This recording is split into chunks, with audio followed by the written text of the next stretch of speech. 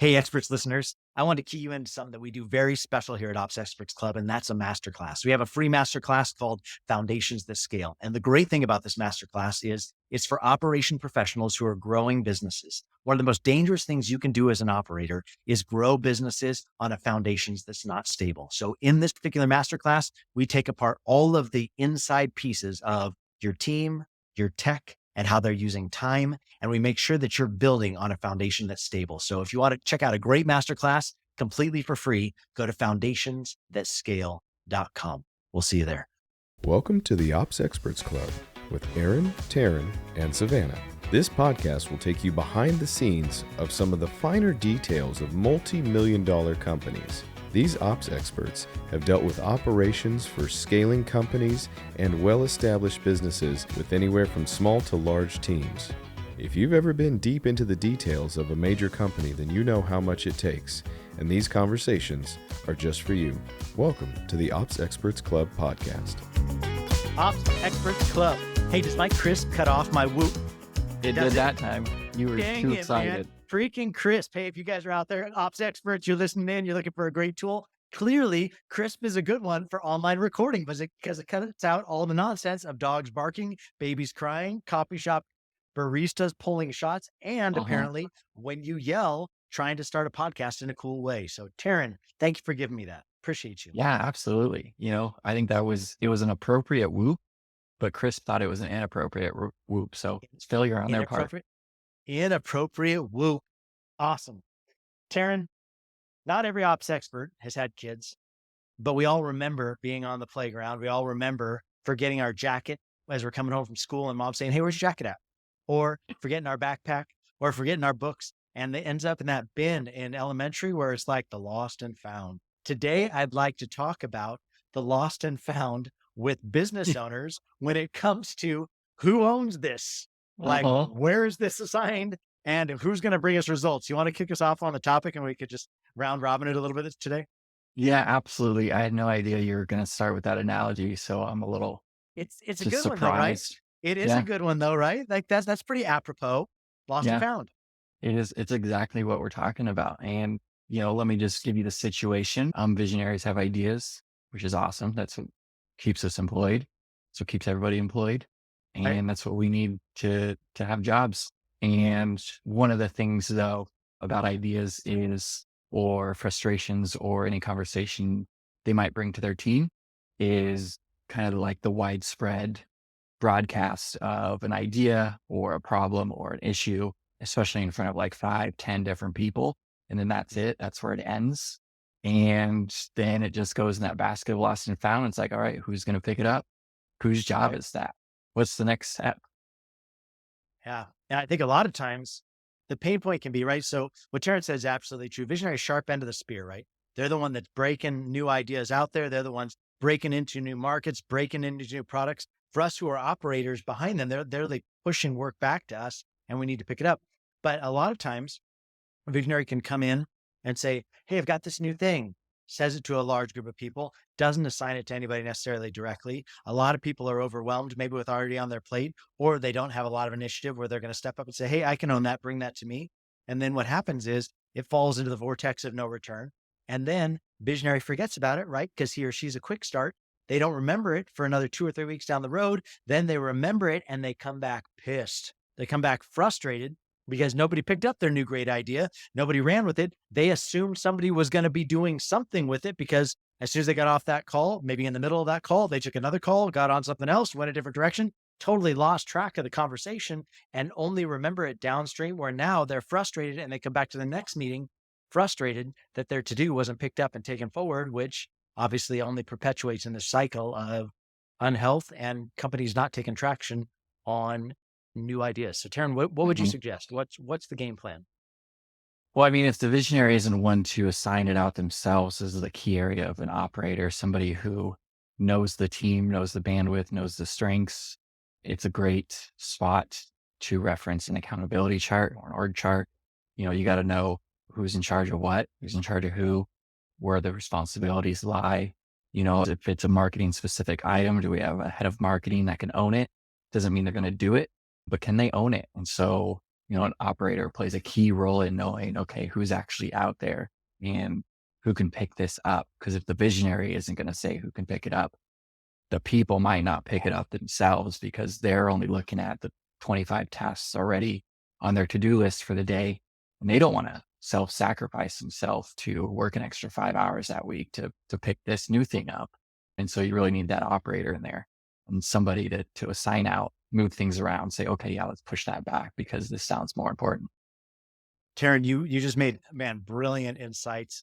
Clearly smart dude doing this for a long time, but you said a couple of things that I think are key call outs that I'm just going to pull out of what you said. And that was number one, do you have an org chart with key roles and responsibilities for each individual on your team? Because really by doing that, you start creating buckets where you can drop, that you can make deposits into as new leaders, as these leaders dropping new ideas in is, hey, whose wheelhouse does that fit in based upon job descriptions, right? Which should roll up to 3 to 5 key roles that are tied into your org chart. So if you haven't done that yet, I would highly suggest, we've got a great tool out there. It's called the Gap Analyzer, gapanalyzer.com, where it'll take an inventory of your team, takes about 15 minutes of your team's time, shakes the whole thing down for you, tells you what they're doing on the daily, the weekly, and the monthly, and then the pain points they're experiencing. So you can consume it all in one roll up. I think it's a great tool. And from there, we would suggest you take that into a Delegate Elevate tool from EOS. If you want that, you can go onto the EOS website, drop down or download it from there. You can ask us for that if you're on any of our socials. Just type in Delegate Elevate into any of the instant message, and we'd love to get that tool out to you. But you go from the Gap Analyzer, where you've taken your inventory, you move that into a Delegate and Elevate, where you identify what's the best bang for the buck I can get out of my team. That's probably going to be what their 3 to 5 key roles are.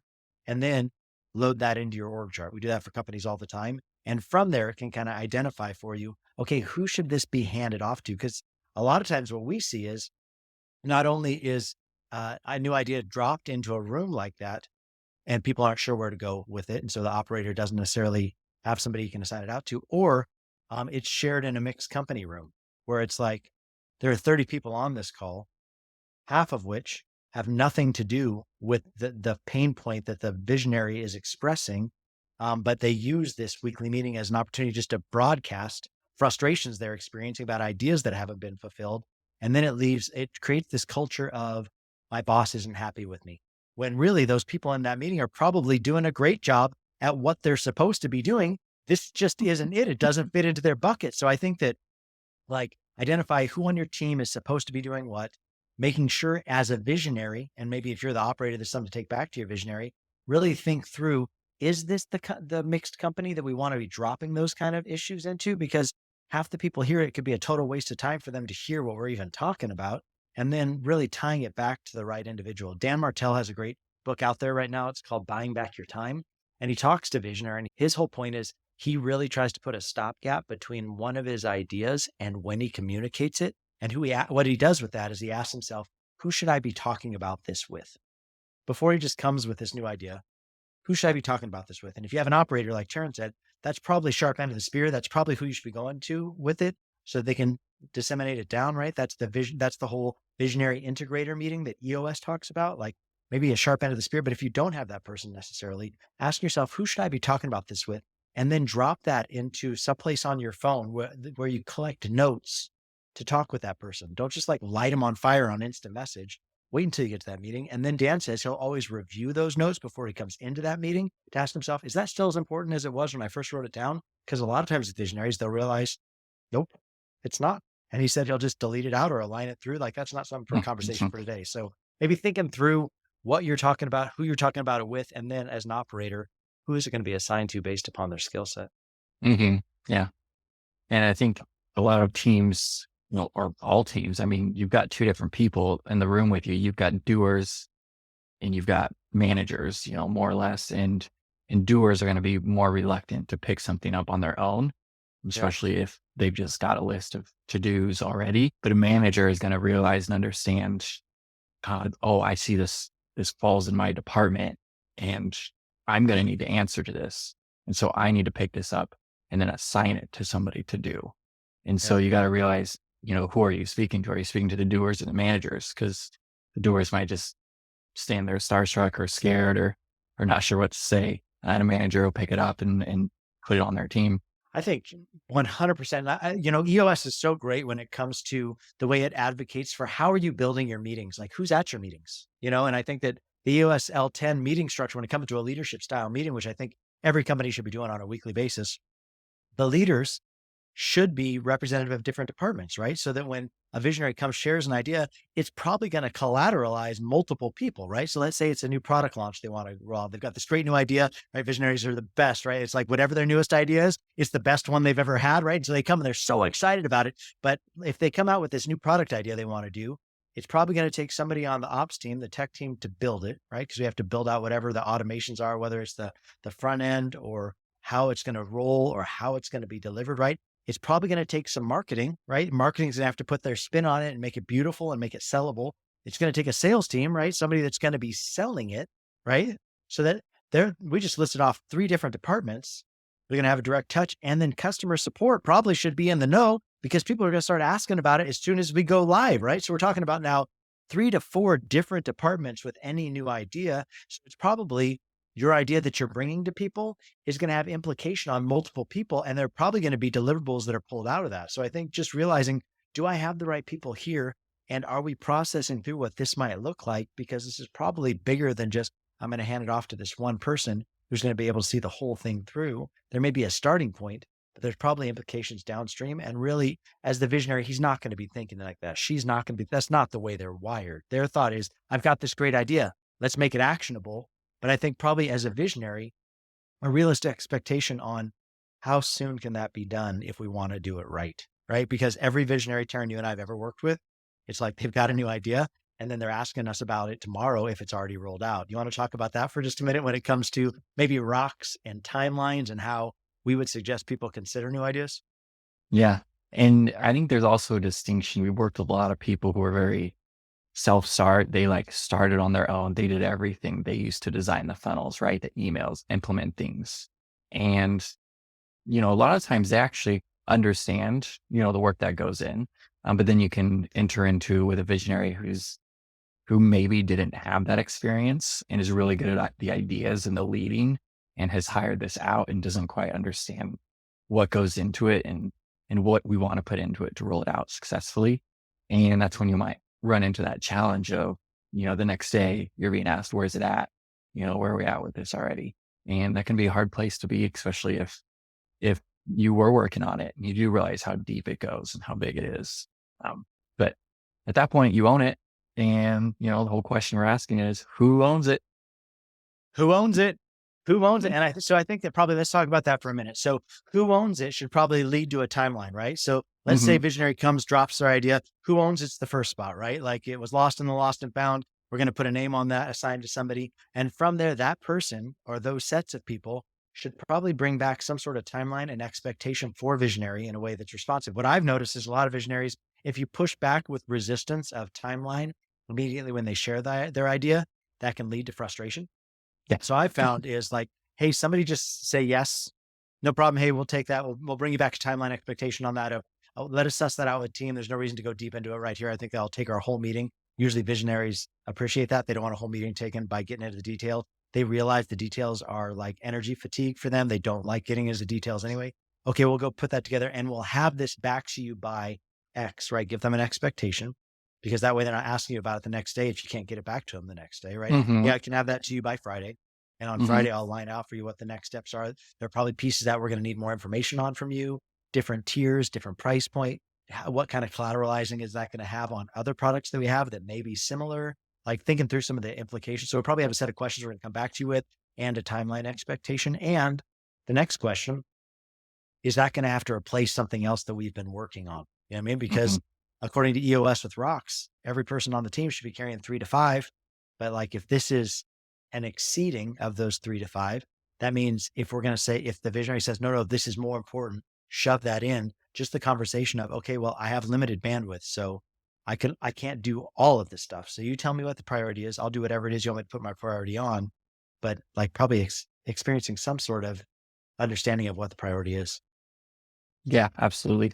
And I was working with somebody last week and they had put together a task list. It was like, okay, here's a bunch of stuff we received from a vendor that they're requesting from us, and they put it in a sheet. It looks great. It's got names. It's got the item. It's got a status. But then I asked, I was like, there's no due dates. Like, this is just a wish list item at this point. If there's no due dates, Yep. then this isn't a task because this is a wish list. So it's very, very key to remember that. If there's no due dates, what's the expectation? And I think too, right? So we've been talking a lot, advocating kind of for the operator side of it, or like the operations team side of it. But I think we should probably take a breath and lean into the visionary side of it. Listen, visionaries, you're going to get best results if you set some of that expectation, because maybe this is just an idea that you want to lob out there for next year, right? Like maybe this isn't the right now, but your team's going to pick it up and think that you want it this year. And so then they're going to actually stop working on things that maybe you realize are more important, but just because they want to be responsive, they want to respond to your desires, they want to make you happy, but like visionary, help us understand where this fits into your master plan. Does it fit in your master plan? Have you thought about, does it fit in your master plan? Maybe think about that before you release it to the team. And then also I would say, be careful that you don't step on people as you start having these kinds of conversations, right? Because you don't want them to feel whatever it is that they've been working on up to this point isn't important anymore. Right? Because that's discouraging as somebody that's built out. Terryn, how much stuff have we built out on the knee-jerk reaction of a visionary that actually never went anywhere? Nobody ever did anything with it. And then it's like, they're on to the new idea and you can feel like that. It took us a long time to build that. Like you told us yesterday, this was the most important thing. So we made this happen like literally overnight. And now you're going on that podcast. You didn't even drop the freaking link. You didn't even say the keywords you're supposed to say. And now my whole build out didn't even get used. So I think that like probably a couple things there is visionary, give us some expectations. And then also like gratitude goes so far. Appreciation goes so far. Make sure as you're coming out in your delivery that you acknowledge whatever they've been working on up to this point. It's important. It's just a matter now of prioritizing and giving people an attaboy and attagirl for the thing they've been working on.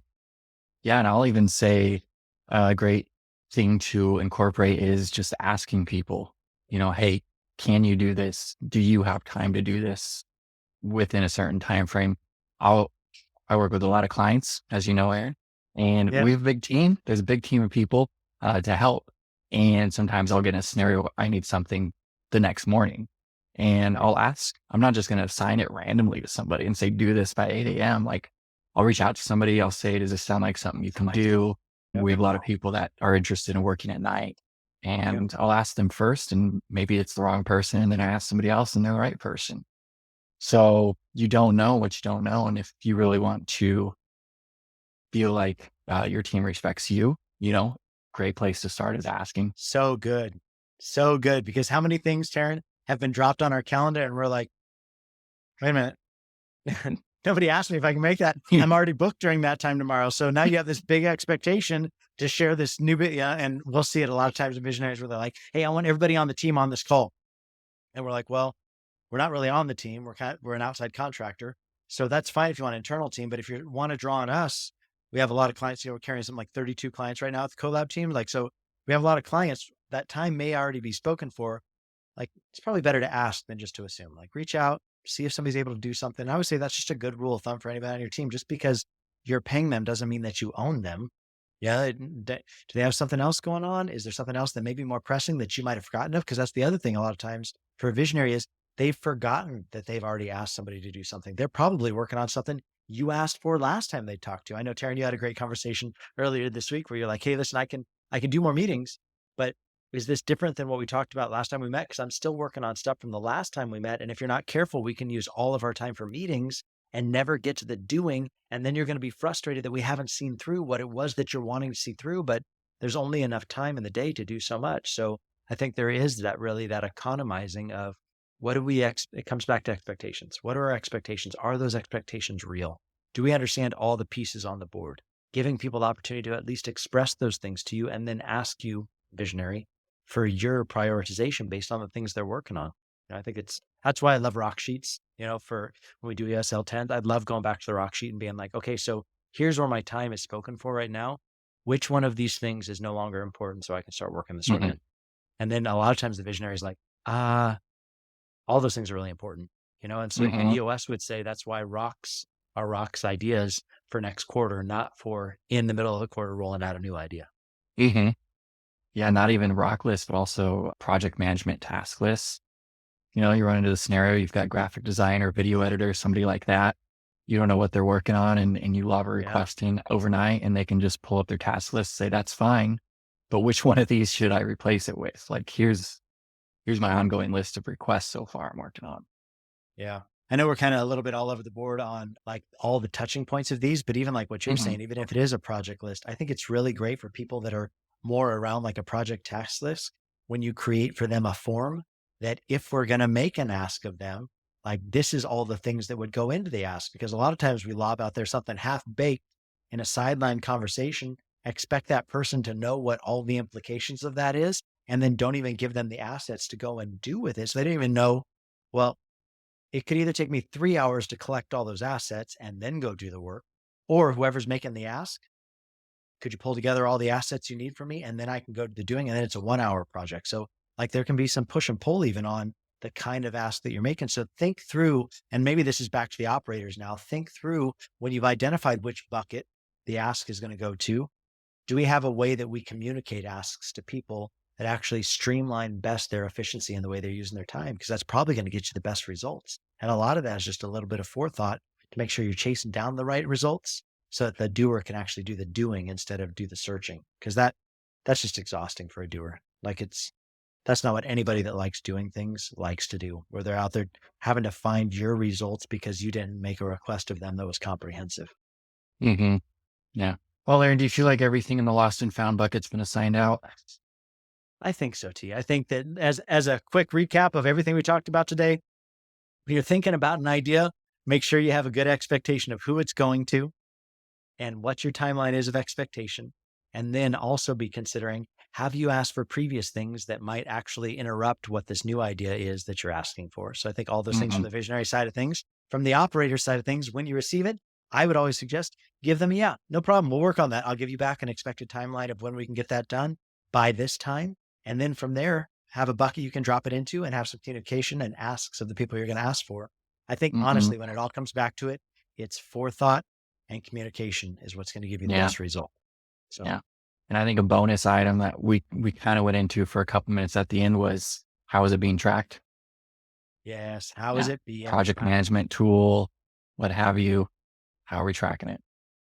Yes, good one, Darren. Well, ops experts, I hope you enjoyed time with Terryn and I today, talking about the lost and found. And I hope it helps you as you're thinking through how to organize your business. If you ever need help with any of those things, just know the Collab team loves helping folks out. You can ask us in any of our socials, any of our direct messages. We'd love to help you with a project block or a retainer or something to help you move the ball forward. So, Terryn Turner, hope you have a beautiful day, ops experts, and we'll see you here next week. Thank you for tuning in to the Ops Experts Club podcast. New episodes available every week on Spotify, iTunes, and everywhere you listen to podcasts. If you're curious about how some of the biggest names in entrepreneurship have scaled their businesses to the next level, check out some of our best content on this topic by going to foundationsthatscale.com. You can find the link in our bio and do your part to improve as an ops expert.